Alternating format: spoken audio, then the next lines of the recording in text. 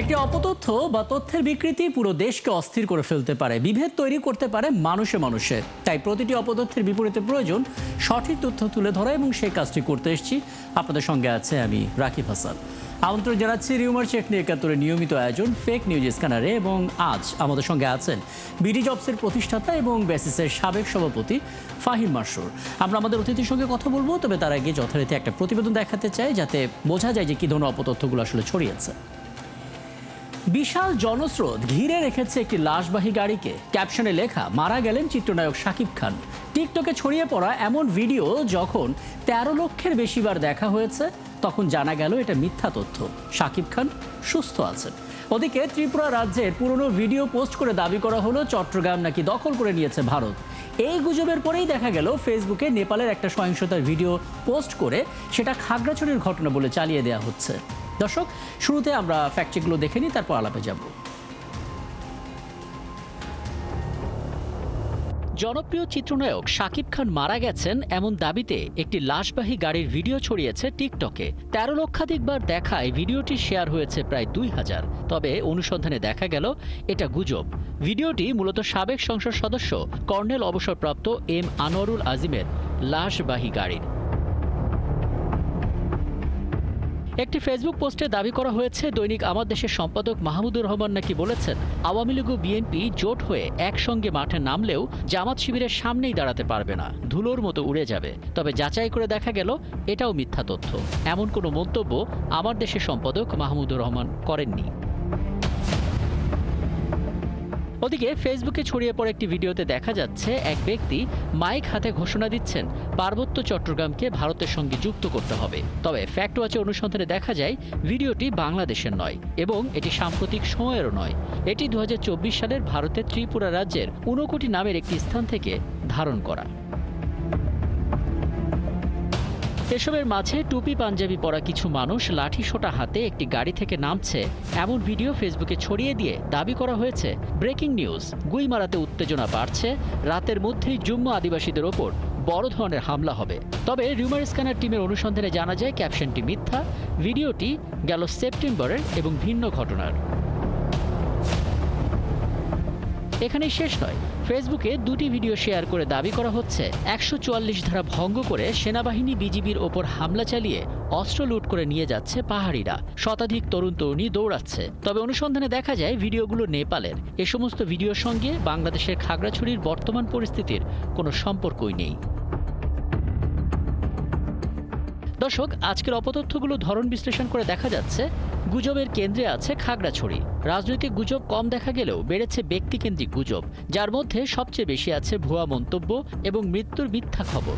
আর এ সমস্ত গুজব ঝাঁক বেঁধে ছড়িয়ে দেওয়া হচ্ছে সবকটি সামাজিক যোগাযোগ মাধ্যমে। রাকিব হাসান, ৭১, ঢাকা।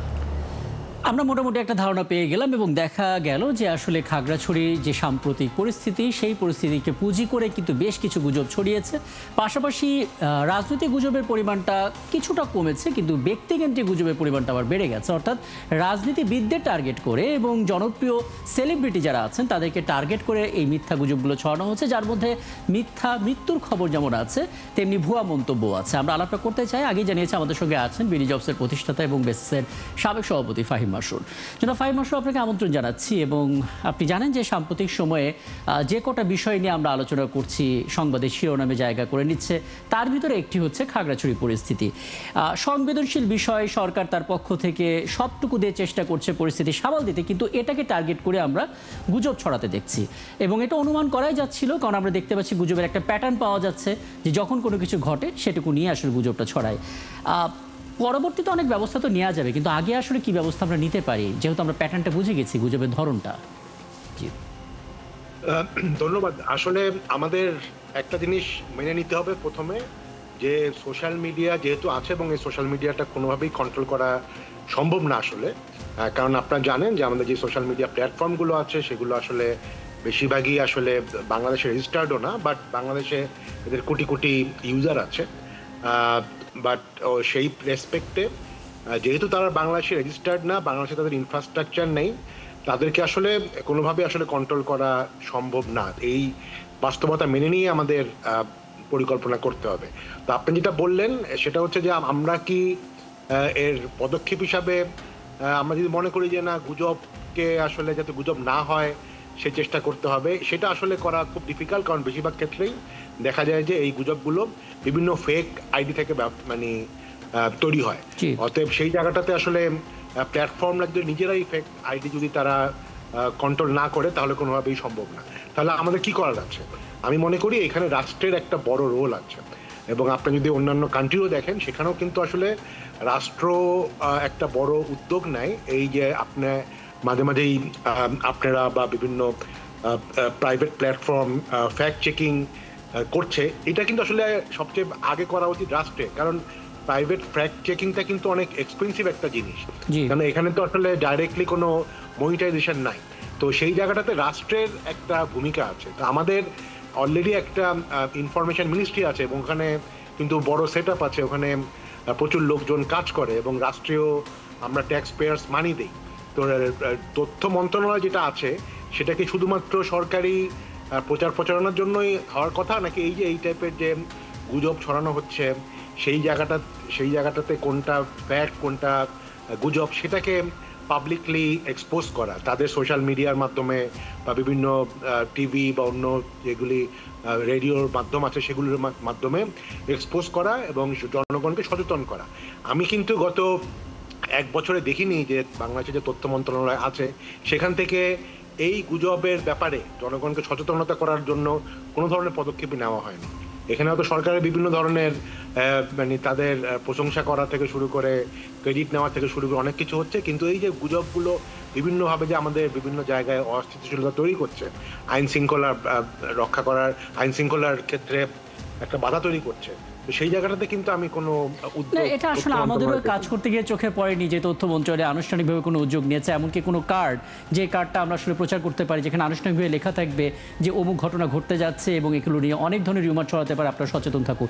আমরা যেটা দেখেছি সেটা দুটো জিনিস। এক হচ্ছে প্রধান উপদেষ্টার যে একটা ফেসবুক পেজ একটা আছে, সেখানে সিএ প্রেসিং ফ্যাক্টস এটা নামে আসলে ফ্যাক্ট চেকিং গুলো করা হচ্ছে, সেখানেও বেশ ভালো কিছু ফ্যাক্ট চেক ধরা পড়ছে। প্রধান উপদেষ্টার মন্ত্রণালয়ের কাজ না, এটার জন্য তো তথ্য মন্ত্রণালয়। হ্যাঁ, এখানে এমনি ট্যাগ করা আছে যে সিএ প্রেস উইং ফ্যাক্টস। এবং দ্বিতীয় বিষয় যেটা আমরা দেখেছি সেটা হচ্ছে আইসিডি ডিভিশনের মাধ্যমে বিভিন্ন জায়গায় ট্রেনিং করা। বাস্তবতা হচ্ছে সামনে নির্বাচন এবং সেই নির্বাচনের কি ঘিরে নানামুখী গুজব ছড়াতে পারে। এই জায়গাটা থেকে আগাম তাহলে কি করণীয়? আপনি বলছেন ছড়াতে পারে, আমি তো বলছি যে ছড়াবেই, এটা একেবারেই নিশ্চিত যে আগামী ইলেকশনে প্রচুর ফেক নিউজ করা হবে এবং এখন এবারে যেহেতু এআই নতুন প্রযুক্তি আসছে সে এআই এর ব্যবহার হবে এবং এই ঝুঁকিটা কিন্তু আমরা সবাই জানি, কিন্তু ঝুঁকিটা জেনে আমরা কিন্তু সবাই আসলে বসে আছি।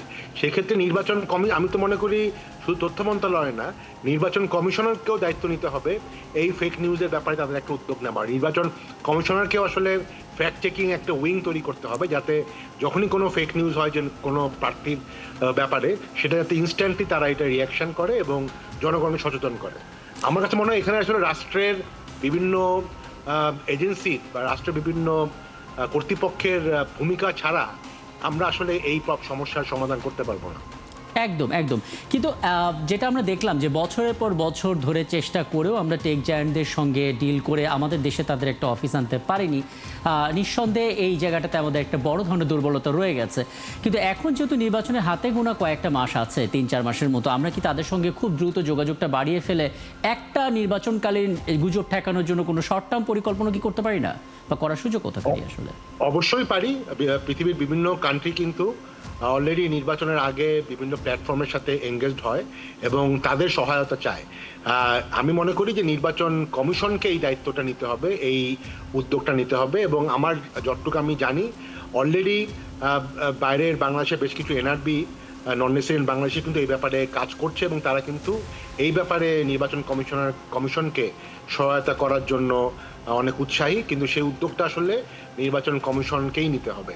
আরেকটা হচ্ছে যেই সকল কারণে এই প্ল্যাটফর্মগুলো ইউটিউব বলেন বা ফেসবুক বলেন যে কারণে বাংলাদেশে তারা আসতে চায় না, সেই আইনগত যে বাধাগুলো আছে সেই বাধাগুলোকে আসলে দূর করার ব্যাপারে সরকারকে ব্যবস্থা নিতে হবে। যেমন আমাদের জানি যে ভারতে কিন্তু তারা অলরেডি তাদের অফিস সেট আপ করেছে, রেজিস্ট্রেশন করেছে। এটা কিন্তু যতটা বেশি জোর করে করানো তার থেকে বেশি কিন্তু আসলে যেই আইনগত সমস্যাগুলির জন্য তারা বাংলাদেশে আসতে চায় না সেগুলির ব্যাপারে আসলে পদক্ষেপ নিতে হবে, সেই আইনগুলোকে শিথিল করতে হবে, সো দ্যাট তারা নিজেরাই নিজস্ব উদ্যোগেই বাংলাদেশে তাদের অফিস ডেটা সেন্টার তারা স্থাপন করে। আপনাকে অনেক ধন্যবাদ। এই স্বল্প সময়ের মধ্যে বেশ কিছু পরামর্শ আপনি আমাদেরকে দিয়ে গেলেন। আমাদের সঙ্গে এতক্ষণ ছিলেন বিজিজবসের প্রতিষ্ঠাতা এবং বেসিসের সাবেক সভাপতি ফাহিম মাসুর। এবং দর্শক, আমরা মূলত কথা বলছিলাম গেল 24 ঘন্টায় যে সমস্ত অপতথ্যগুলো ছড়িয়েছে সেগুলোর ধরনটা বিশ্লেষণ করে পথগুলো বন্ধ করার। এবং আপনারা আছেন ফ্যাক্ট চেক একাত্তরের নিয়মিত আয়োজন ফেক নিউজ স্ক্যানারে। প্রতিদিন আমরা রিউমার দূর করতে হাজির হব ঠিক একই সময়ে একইভাবে, এবং আপনারা যুক্ত হতে পারেন। যে কোনো খবর যদি আপনাকে সংশয়ে ফেলে সেটা একটি স্ক্রিনশট আমাদেরকে মেল করতে পারেন। মেল আইডি দেখতে পাচ্ছেন fns.71tv@gmail.com এই ঠিকানা, অথবা ফেসবুকে যুক্ত হতে পারেন facebook/fake news scanner এই ঠিকানায়। আমরা সেই তথ্যের ফ্যাক্ট চেক করে আপনাদের জানাবো। মনে রাখবেন দর্শক, চটকদার শিরোনাম দেখলে ক্লিক করবেন না। বিশ্বাস আর প্রতিক্রিয়া জানানোর আগে অবশ্যই ফ্যাক্ট চেক করুন। থাকুন একাত্তরের সাথে।